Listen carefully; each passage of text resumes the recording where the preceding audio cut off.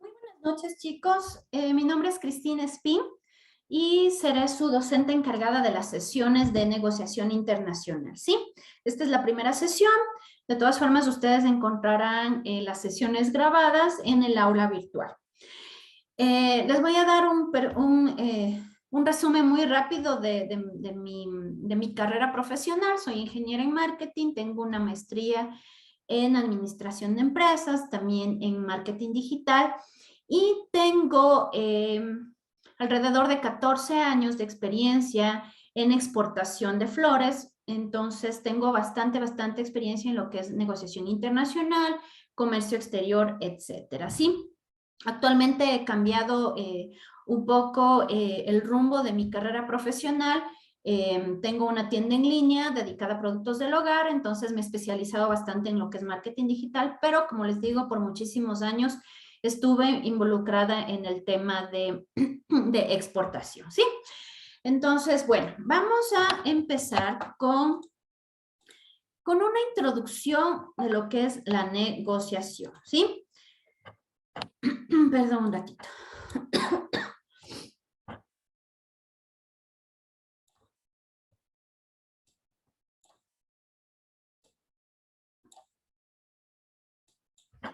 Listo. ¿Qué es la negociación? ¿Sí? La negociación es un proceso que se enfoca a establecer interacciones y resolver conflictos en forma racional, emocionalmente inteligente, ya que estamos hablando de humanos, de personas involucradas en la negociación, y profesionalizada. Entonces, esos son los tres criterios más importantes para la negociación. Que sea de forma racional, emocionalmente inteligente y en base a la ética profesional.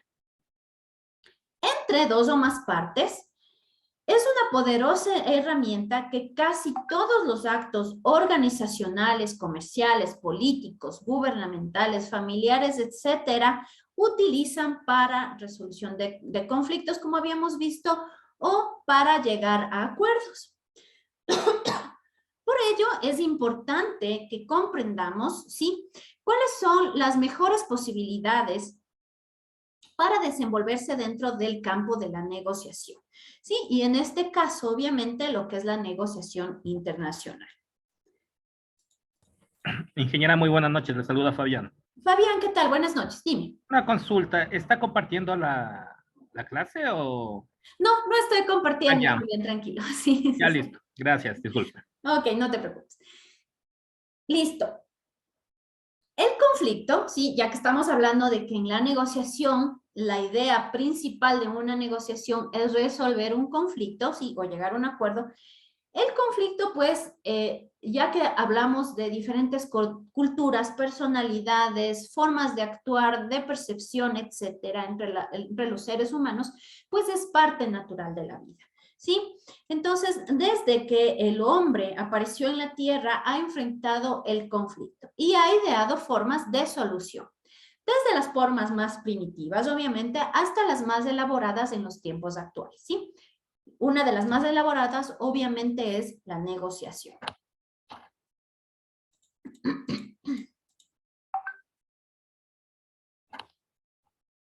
El conflicto, entonces, es un proceso que se inicia cuando una parte percibe que otra le ha afectado de manera negativa o que está a punto de afectar de manera negativa, ¿sí? Entonces, el conflicto nace ya como la acción de afectación que la otra parte percibe o como el intento de afectación, ¿sí? O de algunos intereses. Implica necesariamente dos o más personas, es decir, uno habla a veces de conflictos internos, pero en la práctica, sí, debe existir dos o más personas para que pueda existir un conflicto, ¿sí? Que pueden ser individuos o pueden ser grupos que interactúan entre sí, ¿sí? Es decir, que tiene una relación de doble sentido.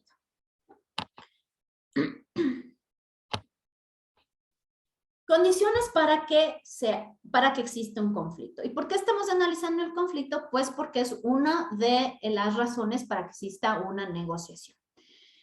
Debe haber, obviamente, la interacción de dos o más participantes, ya sean individuos o grupos. Existencia de conductas internas y o externas incompatibles subjetivamente, es decir, lo que hablamos de la percepción. Que haya la intencionalidad de perjudicar al otro o atribución de tal intencionalidad, lo que hablamos, ya sea el hecho de afectación o el intento de la afectación, ¿sí?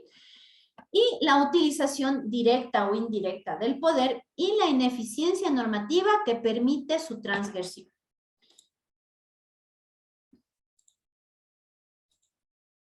¿Cuáles son los aspectos negativos de un conflicto? Primero, que rompen la armonía entre las partes y tienen un costo emocional elevado, ¿sí? Producen desgaste de energías, porque en realidad, si no existe un acuerdo y hay un conflicto entre las partes, pues obviamente ya se produce un desgaste de energías, de tiempo, de recursos para resolver el conflicto y llegar a un acuerdo.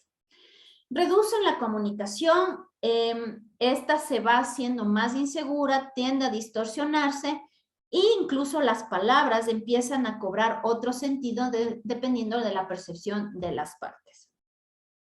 Estimula la idea de que la solución es una cuestión vinculada al poder, ¿sí?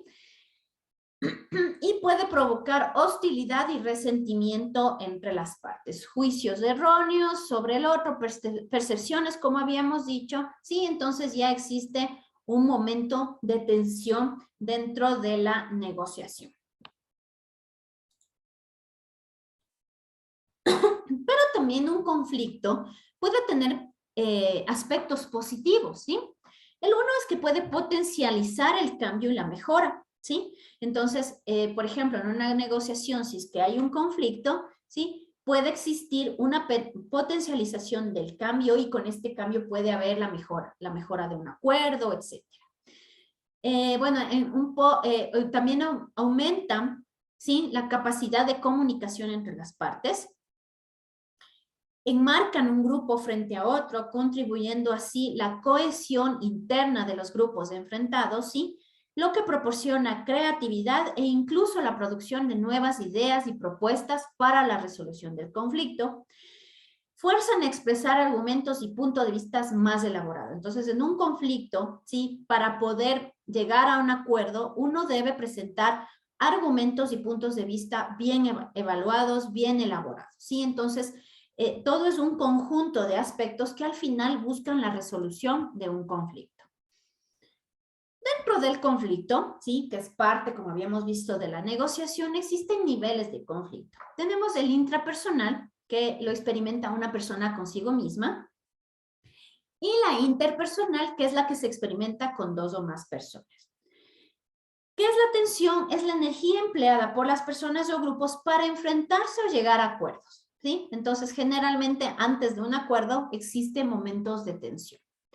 El poder es el medio que tiene una persona para doblegar o hacer capitular las actitudes de los otros. Entonces, muchas veces, ¿sí? En las negociaciones, podemos encontrarnos con compradores, por ejemplo, en el mercado internacional, que tengan poder económico, que se encuentren en países de un gran poder económico también, poder político, y eso les puede ayudar a que en la balanza de la negociación ejerzan mucha más fuerza sobre el grupo, la persona, el individuo que tenga menos poder, ¿sí? Ahora vamos a hablar un poco más profundamente de lo que es la negociación. Y la negociación es el proceso de interactuar, ¿sí? Las dos partes interactúan, conversan, se comunican con el objetivo de obtener el acuerdo o el resultado que se desea, ¿sí? Cada uno tiene un objetivo y cada uno va a interactuar, va a comunicar, va a convencer para obtener el resultado deseado o el acuerdo deseado. Perdón, es compleja e interdisciplinaria. Entonces, abarca la evaluación, la gestión y la resolución de conflictos. La negociación es compleja porque se da entre seres humanos. Sobre todas las cosas, la negociación es personal e individual. Entonces, a pesar de que las negociaciones pueden darse en grupos, siempre va a haber el tema del individuo que es actor en ese grupo, ¿sí? La percepción de ese individuo, la actitud de ese individuo que puede al final influenciar en la negociación de todo el grupo al cual pertenece, ¿sí? son los objetivos de una negociación? Los objetivos es que las partes esperan conseguir, esperan conseguir aparecen como incompatibles, parcial o totalmente. Así las percepciones sesgadas no acentúan la compatibilidad, ¿sí? La relación entre las partes es interdependiente. La consecución de los objetivos de una parte determina los de las otras, ¿sí? Entonces, muchas veces en una negociación, si es que una parte ha podido conseguir los objetivos que quería en la negociación, puede que o depende de que la otra parte no haya conseguido los suyos, ¿sí? O que la consecución de los objetivos de la otra parte me ayude a mí a conseguir los míos. Entonces, puede haber una interdependencia, ¿sí? Los fundamentos de la negociación. La negociación se basa primero en la atención a los intereses de las partes, ¿sí? Cada parte va con su interés, va con su agenda de objetivos. Consideración del punto de vista de la contraparte. Si bien es cierto, yo voy con mi agenda, yo voy con mis objetivos, pero debo considerar el punto de vista de la otra parte. Orientación hacia la toma de decisiones individuales. Atiende el factor humano sin desatender la sustancia. Y se debe prestar atención a todo el proceso, ¿sí? Entonces, esos son los fundamentos de la negociación. Ya que estamos hablando de uno de los fundamentos, que es la atención a los intereses, vamos a ver lo que son los intereses de las partes dentro de una negociación. Centrarse en los intereses de las partes significa que las partes tratan de conocer las necesidades, deseos, preocupaciones, requerimientos en la otra, ¿sí? En la otra parte, buscando vías de reconciliarlos, de construir un acuerdo. Los intereses sustentan las posiciones que adoptamos en el conflicto. Entonces tenemos el conflicto.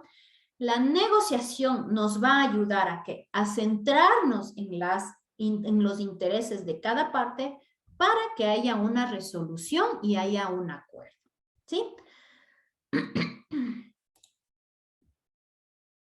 La comunicación también es base fundamental de la negociación. Una negociación no puede existir sin una comunicación. Y es un fenómeno complejo, cotidiano y de elemento constitutivo de las relaciones entre personas. ¿Sí? Como una negociación se da entre personas o entre grupos de personas, pues la comunicación es el elemento base. Es un proceso interactivo que se da entre dos o más personas que cambian mensajes y que contienen información, ideas, sentimientos y emociones, ¿sí? En la comunicación, obviamente, tenemos la parte del emisor. El emisor, una de las partes de la negociación, va a tener sus intereses, va a tener su contexto, va a tener sus valores, sus objetivos, su poder, ¿sí? Va a haber la parte de la comunicación como tal, que es el código, el mensaje, va a haber un canal de comunicación, va a haber un receptor. Y el receptor también tiene su propio contexto, valores, objetivos, intereses, poder, etc. Y también una retroalimentación, es decir, en cualquier punto de la negociación, el receptor se convierte en emisor y el emisor en receptor, porque es de doble vía, ¿sí?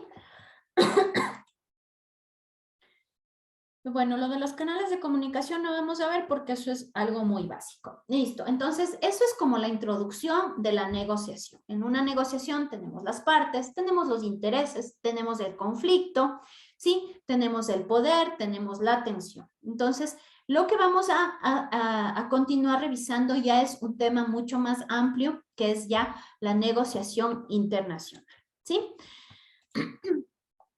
Vamos a ver, perdón un ratito, vamos a ver las diferencias, ¿sí? Entre negociación nacional versus la negociación internacional.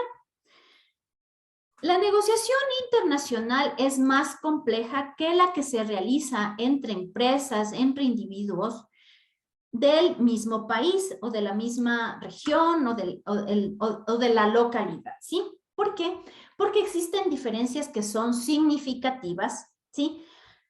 Tanto hay un marco legal diferente, hay menor información de la otra parte, hay mayor incertidumbre, hay mayor riesgo. Y también existe el tema de las diferencias culturales entre las personas o los grupos que negocian. Entonces, obviamente, si hablamos que una negociación como tal dentro del marco nacional puede crear tensión, existe una pugna en el tema del poder, existe muchas veces muchas interrupciones para el tema de la solución de conflictos.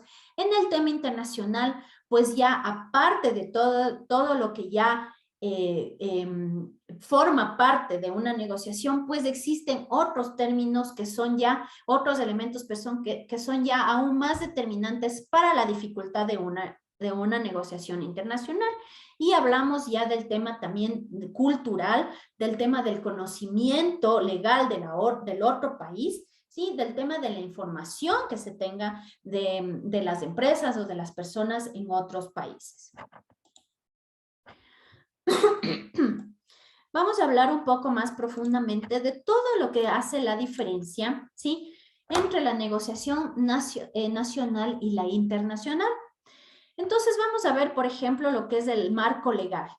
El marco legal distinto. La negociación internacional está sometida a normativas comerciales, aduaneras, jurídicas diferentes en cada país. Y este hecho puede condicionar, retrasar, o incluso impedir el acuerdo, ¿sí? Entonces, por ejemplo, como yo les había dicho, yo tengo mucha experiencia en el tema de exportación de rosas, ¿sí? Entonces, obviamente aquí nuestro marco legal, ¿sí? La parte de ley que regulariza toda la actividad comercial, productiva del país, es muy distinta, ¿sí? Al marco legal que en cambio regulariza, legaliza toda lo que es la parte, por ejemplo, del importador. Hablemos, por ejemplo, de Estados Unidos. El marco legal, ¿sí? Para una empresa en Estados Unidos es diferente al marco legal para una empresa aquí en el Ecuador, ¿sí? Entonces, mientras aquí nosotros tenemos un marco legal que rige en el tema de impuestos, de presentación de balances, etcétera, puede ser distinto en Estados Unidos. Menor información de la otra parte. Cuando se negocia en mercados internacionales, es más difícil obtener información fidedigna de la otra parte, tanto en lo que se refiere al historial de la empresa, al volumen de negociación, a la reputación en el mercado, como a la estructura de poder que define quién toma las decisiones. Entonces, indagar un poco más sobre la información de la otra parte en un mercado internacional puede ser bastante complicado, ¿sí? Entonces, por ejemplo, si bien es cierto, queremos vender aquí a una empresa local, ¿sí? Entonces podemos ir a la Superintendencia de Compañías, podemos ir al SRI e investigar a la empresa, ¿sí? Podemos saber a través, se me ocurre, de la Cámara de Comercio, cuál es el volumen de negociación o de negocios que tiene, ¿sí? Al ranking de empresas, etcétera. Podemos conocer la reputación del mercado, ya que nos encontramos de forma local, ¿sí? Podemos pedir referencias, es mucho más fácil ir, visitarles, conocerles, etcétera. Ir a la empresa, ver cómo está estructurado el tema de la empresa, cuáles son los directivos, el dueño, la junta directiva, los gerentes, quién toma la decisión, etcétera. Es mucho más fácil. Mientras que para las negociaciones internacionales, pues obtener información, a pesar de que el Internet nos ayuda con mucha información, sí, debemos saber discernir qué información tenemos y de dónde sacamos la información, ya que no todo lo que está en Internet puede ser real, válido, verificado, etcétera. Entonces, eso es uno de los elementos que vuelve a la negociación internacional un poco más compleja que la nacional. Mayor incertidumbre y riesgo. La negociación internacional es más vulnerable a cambios repentinos, ¿sí? De las circunstancias en las que se está dando la negociación, ya que pueden haber este tipo de cambios en el país en el que se va a realizar el negocio, especialmente si se trata de economías, por ejemplo, en vías de desarrollo, en las que existe un elevado riesgo país, ¿sí? Entonces, por ejemplo, no sé si ustedes han oído cuando existen estos temas un poco del paro que hubo, el tema cuando votan un presidente, cuando hay inflación, etcétera, el riesgo país sube, ¿sí? ¿Por qué? Porque la gente no está dispuesta a realizar negociaciones internacionales con gente, con compañías, etcétera, del país al cual el riesgo le ha subido, ¿sí? ¿Por qué? Porque hay incertidumbre, hay riesgos de cambios repentinos y drásticos, etcétera. Entonces, lastimosamente, dentro de la negociación internacional, pues el riesgo país es un elemento clave para saber si es que nos conviene o no negociar con una empresa de determinado país. Además que también al momento de negociar con el exterior hay riesgos financieros, riesgo comercial, riesgo de pago, riesgo de inversión, sí, y son mayores y además más difíciles de cubrir. Entonces también existe este elemento de complicación de la negociación internacional. Obviamente estamos hablando de complicación, pero no quiere decir que esas barreras no se las pueda perder, no se las pueda pasar. Son obstáculos que forman parte de la negociación internacional, pero la idea es que los podamos ir sobrepasando uno por uno hasta que al final logremos acuerdos de manera internacional. Uno de los factores también muy importantes sí, son las diferencias culturales. Los factores culturales influyen de manera determinante en todo el proceso de la negociación. Por ejemplo, en la forma de comunicarse. Existen culturas de contexto, ¿sí? Como en Reino Unido, Países Bajos, Estados Unidos, en las que el interlocutor claramente dice lo que quiere, utilizando formas verbales y no verbales, ¿sí? Entonces, por ejemplo, en mi experiencia en el mercado internacional, pues sí, efectivamente, sobre todo la gente de Europa, en Holanda, en Países Bajos, son muy directos. Los latinos generalmente utilizamos una comunicación en círculo, ¿sí? Primero saludamos, preguntamos cómo va, damos una explicación, un antecedente, luego terminamos haciendo una pregunta y al final por ahí damos una alternativa a la pregunta, ¿sí? No vamos directo al grano, es nuestra forma de comunicarnos, ¿sí? Pero obviamente, posiblemente entre ecuatorianos, entre latinos, esa forma de comunicación sea aceptada, sea válida y no determine el éxito o el fracaso en una negociación internacional. Pero cuando estamos hablando, por ejemplo, de una persona con Países Bajos, debemos, o de Estados Unidos, sí, debemos ir directo al punto. Nuestra comunicación debe ser recta, no circular, directa, ¿sí? Entonces, si es que la pregunta es, ¿te envío el embarque mañana?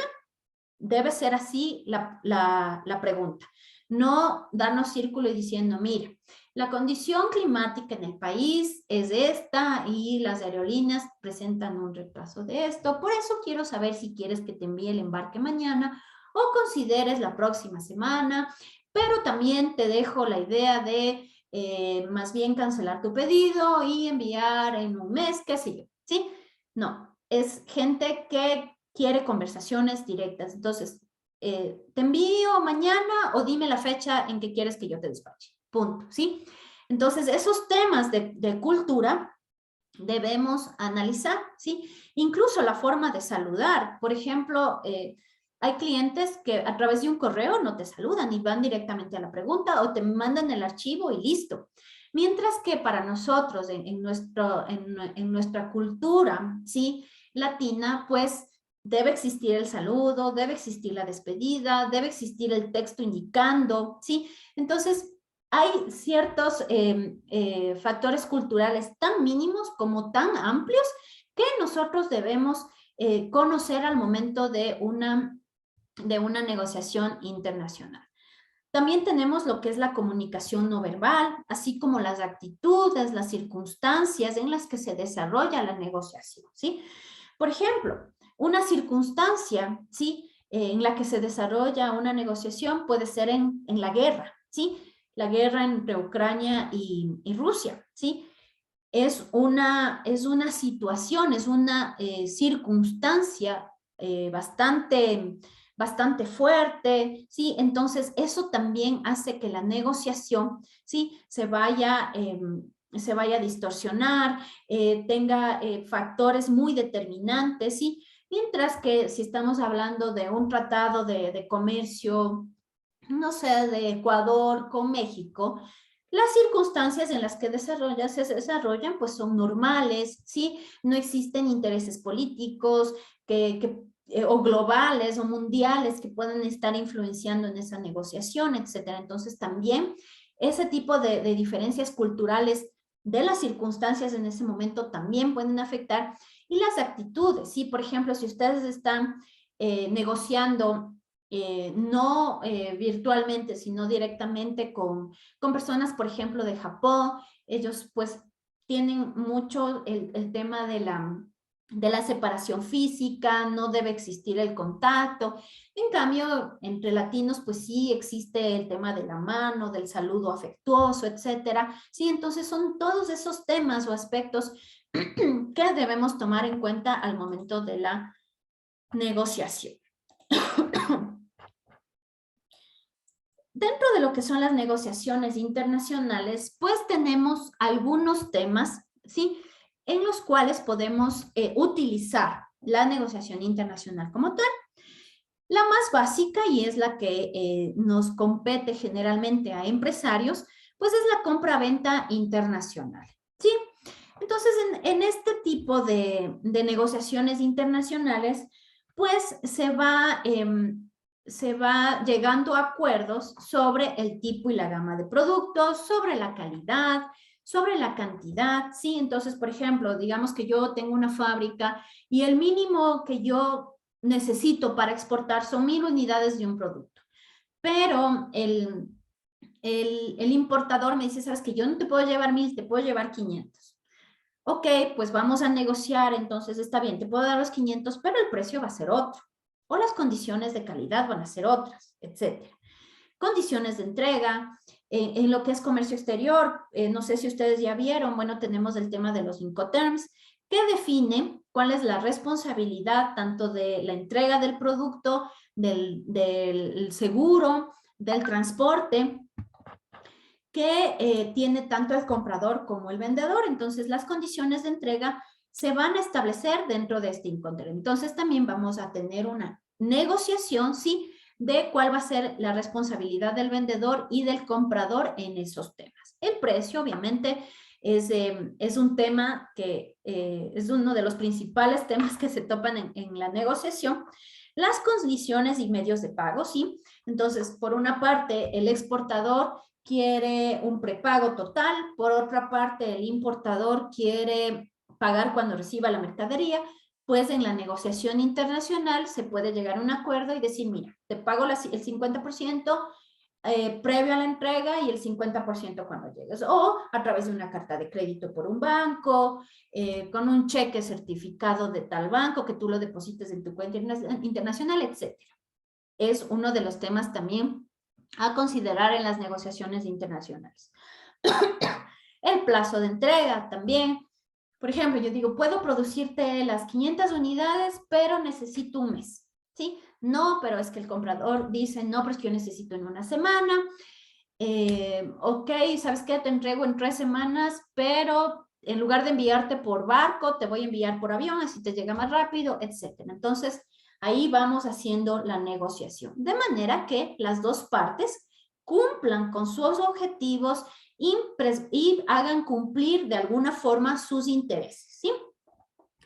Dentro de las negociaciones internacionales también tenemos los acuerdos con intermediarios, distribuidores y agentes, ¿sí?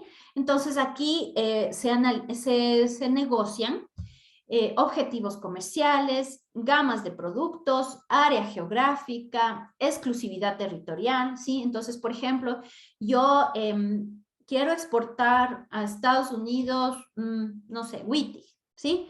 Entonces yo voy y consigo un distribuidor, pero ese distribuidor me dice, ok, yo puedo distribuir aquí toda tu gama de productos con estos objetivos comerciales en esta área geográfica, pero no sé, en Nueva York, pero me vas a dar exclusividad. ¿sí? Entonces yo voy en exclusividad en Nueva York, no sé, en Miami, en Los Ángeles, etcétera. En cambio, yo como exportador digo no, solo te puedo dar exclusividad en Los Ángeles, por ejemplo, ¿sí? Entonces empieza la negociación.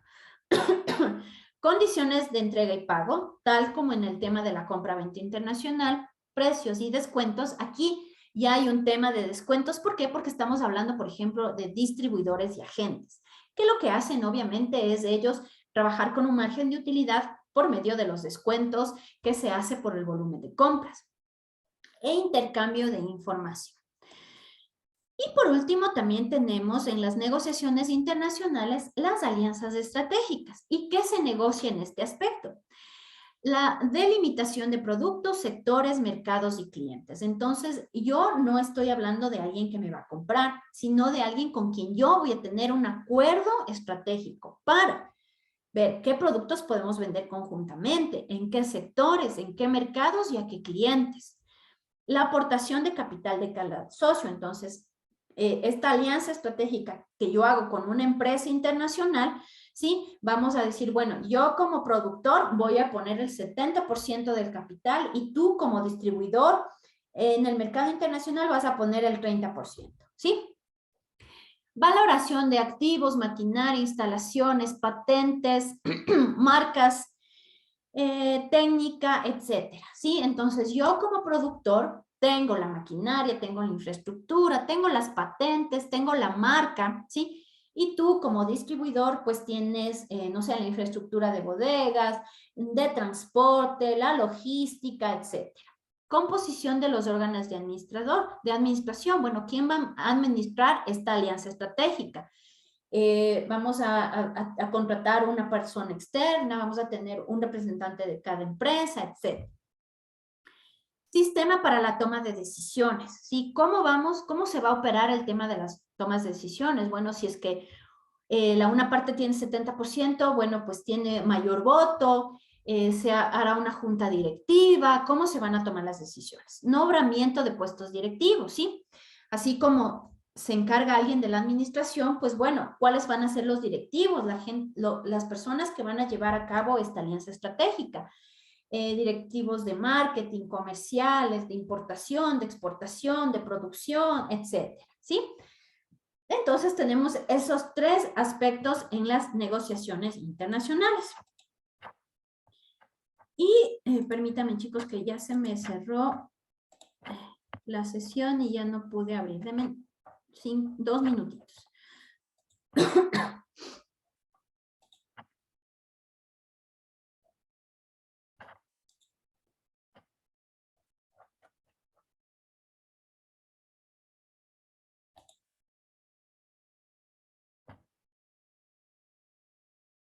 Listo. Vamos a ver ahora la negociación internacional, cuáles son las características y el margen de negociación, ¿sí? Como habíamos visto, pues la negociación es un proceso en el que intervienen dos partes que se enfrentan y que intentan, obviamente, el acercamiento de posiciones con el objetivo de obtener al final una situación que sea aceptable para las dos partes, ¿sí? De forma que permita crear, mantener y desarrollar una relación. Entonces, a través de una negociación, no solo se trata de resolver un conflicto o llegar a un acuerdo, no, sino que también que se pueda construir o que sea la base de una relación a corto, mediano o largo plazo. Lo básico en la negociación internacional, perdón, es que las partes negociadoras pertenecen a distintos países. Esa es como la premisa principal. Para obtener el resultado deseado, la negociación internacional debe reunir las siguientes características. Debe desarrollarse mediante un proceso por etapas. ¿Sí? Entonces, no se trata de un enfrentamiento desordenado de fuerza, de poder y de deseos, sino que es una secuencia en etapas desde la preparación, ¿sí?, de la negociación hasta la consecución o la conclusión del acuerdo. Y se trata de estructurar un proceso negociador de forma que mantenga siempre presentes los objetivos a conseguir, de ambas partes, el trabajo a realizar y el comportamiento que debe adoptarse en cada momento, ¿sí? ¿Cuáles son estas etapas en la negociación? ¿Sí? Las etapas que la forman de una forma estructurada. Primero es la preparación. Segundo es el desarrollo, donde ya es el encuentro de las partes, las propuestas, el intercambio y al final una conclusión, ¿sí? No todas las negociaciones obviamente transcurren, exactamente en ese orden. Lo importante es que sigan la secuencia que mejor se adapte a las circunstancias y que el negociador sea consciente en cada momento de la etapa en la que se encuentra. Perdón. Tenemos, por ejemplo, el intercambio múltiple. La negociación implica un trueque de algo que una de las partes tiene, a cambio de lo que se desea de la otra. El intercambio en la negociación es del tipo: si usted me concede esto, me concede A, yo le doy B. Este intercambio es múltiple, ya que una negociación no suele centrarse exclusivamente en un aspecto, sino que se trata de varias cuestiones, ¿sí? Perdón. La interdependencia. Durante el proceso de la negociación, las posiciones que van adoptando cada una de las partes afecta a la otra y por tanto existe una interdependencia, ¿sí? Es, por ejemplo, si es que el interés del importador es comprarme cobijas a $1, ¿sí? Pero mi costo de producción son $2. Entonces, el interés que adopta el interés que tiene o la posición que adopta el comprador va a afectar a mi interés, a mi posición, ¿sí? Y por tanto, obviamente existe una interdependencia, de que el uno pierde, el otro gana. Las posturas de cada una de las partes no son firmes e inflexibles, van transformándose a medida que avance la negociación. Entonces, él quiere él quiere $1, yo quiero 2. Ok. No puedes 2, yo no puedo $1. Lleguemos a un intermedio, ¿sí? 1,50, por ejemplo. Incluso las primeras propuestas que se ponen encima de la mesa de las negociaciones deberán tomar en cuenta la postura y posibles movimientos y maniobras de los oponentes. Yo ya sé que el cliente no me va a pagar $2. Aún así, es mi postura inicial, es mi propuesta inicial, porque yo sé que él va a tratar de negociarme ese precio, ¿sí? O posiblemente el importador quiera que yo me haga cargo del envío, del pago del seguro, del pago del flete, ¿sí? Del pago incluso hasta su bodega. Esa va a ser la propuesta que me va a dar el comprador. Pero él sabe que yo no voy a aceptar, pero es su propuesta inicial, ¿sí? Pero es flexible. Entonces, yo al final voy a ser flexible también de que yo me voy a hacer cargo hasta el tema del transporte en el puerto de destino, ¿sí? El resto ya corre a cargo de él. Entonces, obviamente, vamos haciendo movimientos y maniobras, ¿sí? Para que exista al final un acuerdo. Existe también la predisposición para llegar a un acuerdo. Es el deseo de alcanzar un acuerdo, el deseo de alcanzar un acuerdo revela el espíritu de cooperación que debe inspirar toda negociación. A lo largo de la negociación se va renunciando a aspectos de menor valor a cambio de algo valioso, ¿sí? Es decir, por ejemplo, yo pierdo 50 centavos por unidad, pero posiblemente gano más volumen, ¿sí? Entonces, pierdo algo, pero gano en otro aspecto. No es suficiente tener unos buenos conocimientos, hay que interactuar, persuadir y comunicarse con otros. Entonces, no se trata solo de que yo tengo mucho conocimiento de mi producto, de mi mercado, etcétera, sino que también cómo me comunico, cómo persuado, cómo interactúo, ¿sí? También es necesario ser creativo para adoptar nuevos recursos que incrementen el valor negociable. Perdón un ratito. Cuando se alcanza un acuerdo, los recursos se han distribuido entre las partes, pero la cantidad de recursos disponibles no es fija. Se trata de recibir y de dar. y de ser suficiente creativo para incrementar los recursos a repartir, ¿sí? Entonces, por ejemplo, en el tema del precio, ok, yo me bajo a $1.50, ¿sí? Pero además tú me tienes que llevar, no sé, almohadas, me tienes que llevar alfombras y me tienes que llevar 2 productos más de los que llevo, de los que yo produzco, ¿sí? Entonces empiezo yo a utilizar mi creatividad. O tú tienes que promocionar más mi marca o tienes que utilizar un merchandising exclusivo para mi marca, ¿sí? Entonces yo empiezo a dar... a ser creativo y aportar otros recursos, ¿sí? Ok, yo te bajo el precio, pero con esto, con esto, con esto. Entonces empiezo a ser recursivo. Perdón. Ahora vamos con el tema del concepto del margen de negociación. Como hemos visto, cada una de las partes que intervienen en la negociación va a intentar acercarse a su propia posición, es decir, va a tratar de que el acuerdo sea lo más cerca posible a mi interés, a mi objetivo. La diferencia o la brecha que exista entre el acuerdo conseguido con mi objetivo inicial es el margen de negociación.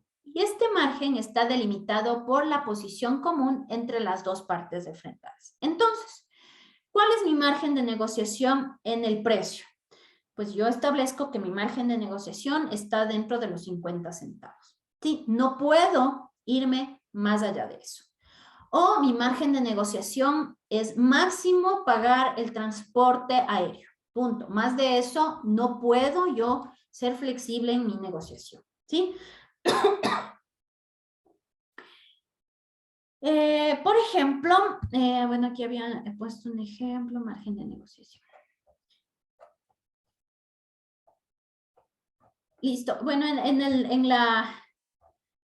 el aula virtual ustedes tenían un ejemplo, pero es más o menos lo que yo les estoy comentando, ¿sí? Entonces, toda parte negociadora va a tener esta brecha, ¿sí? Y esta brecha uno ya sabe hasta dónde puede estirarse para conseguir ese acuerdo, ¿sí? Entonces, si es que mi margen de negociación era, o mi objetivo de negociación era 10,000 unidades de un producto, yo sé que mi margen de negociación puede ser de 2,000 unidades, ¿sí?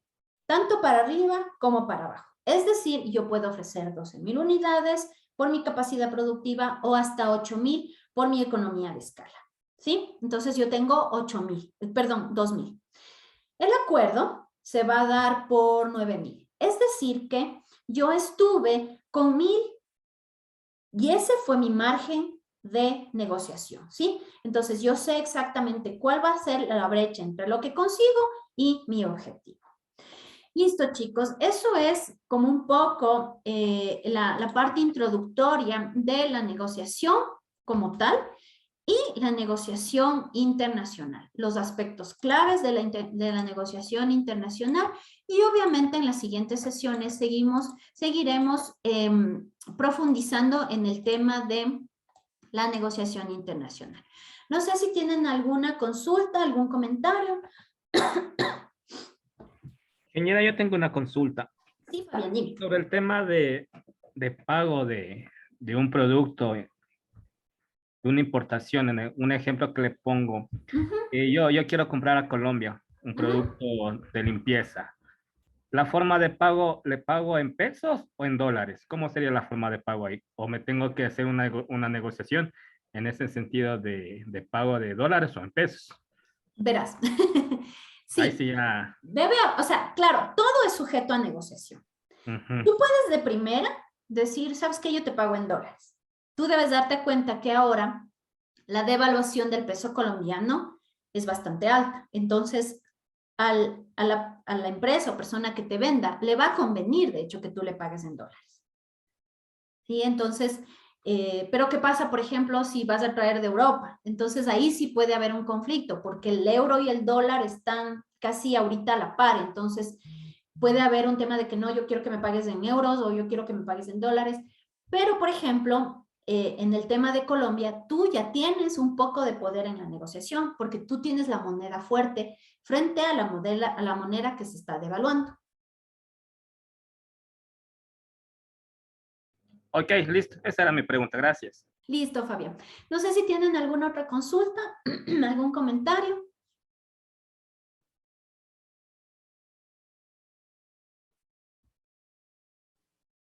No, por mi parte, muchas gracias. Todo estuvo muy claro. Listo, Armando. Listo, chicos. Entonces, me parece que la próxima clase es el 4 de agosto.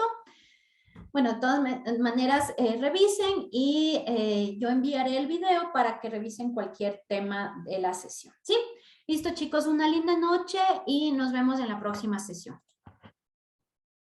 Listo, muy amable. Gracias. Muchas gracias. Gracias, que estén muy bien.